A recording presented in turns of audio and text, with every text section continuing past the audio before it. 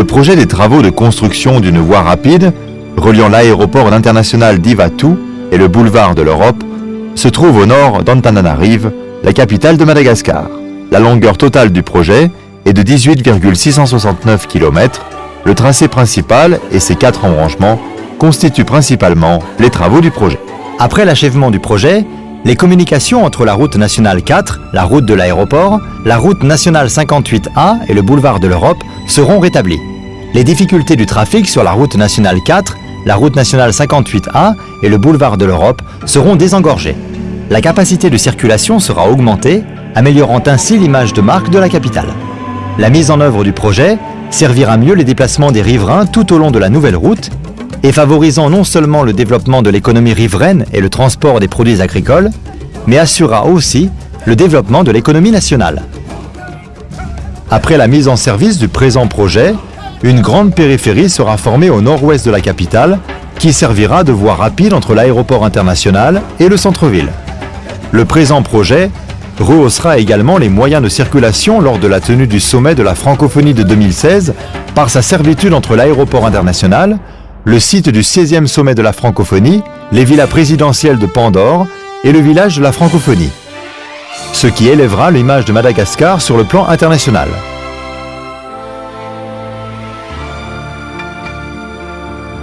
Le point de départ du tracé principal se situe à droite du marché artisanal, facilitant ainsi leur visite sur les lieux.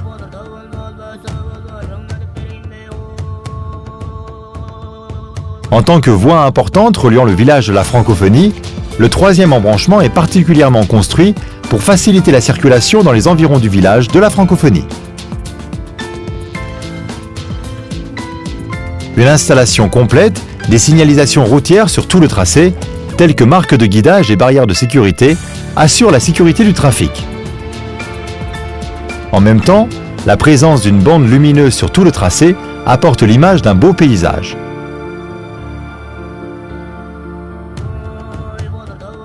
Pour assurer la sécurité du déplacement des piétons et de la circulation des véhicules dans la nuit et répondre à la stratégie de la promotion de nouvelles énergies et technologies à Madagascar, des lampes solaires écologiques seront installées sur tout le tracé.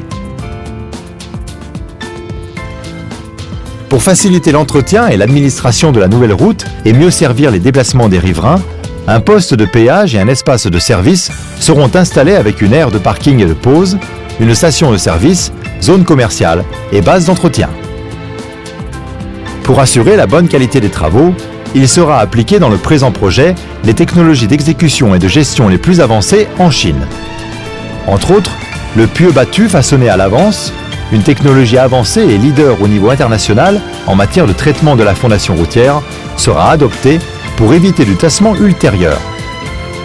La mise en place des 11 parkings portuaires de bus sur tout le tracé facilitera le déplacement par les transports en commun de la population. Pour assurer la bonne réalisation du projet, la CRBC a bien planifié à l'avance et effectué les préparatifs avant projet. Les matériels mécaniques nécessaires à l'exécution du projet sont déjà transportés par voie maritime. Le premier et le deuxième lot des matériels et équipements sont déjà arrivés au port de Tamatave.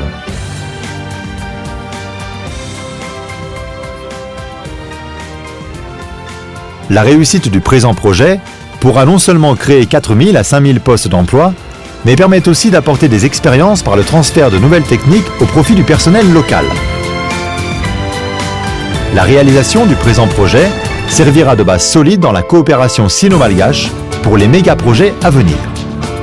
De plus, le présent projet est également une infrastructure importante rattachée à la ville lisière en planification et sa mise en œuvre favorisera l'exploitation et le développement de la ville lisière, en attirant la population urbaine à se déplacer vers la ville lisière, soulageant ainsi la pression démographique dans les zones urbaines et améliorant sans aucun doute le trafic en ville fondamentalement.